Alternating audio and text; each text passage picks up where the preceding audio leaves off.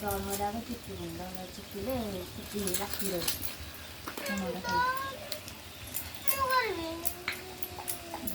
ମୁଁ ତ ଗୋଟେ ଗୋଟେ କରୁଛି ବାବା ପକଉଛନ୍ତି ତୁ କଲା ବେଳକୁ 10 ବର୍ଷ ଲାଗିବ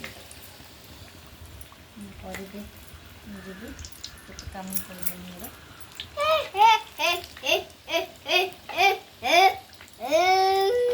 ଖାଉ ସେମିତି କ'ଣ ଭାଙ୍ଗିଯିବ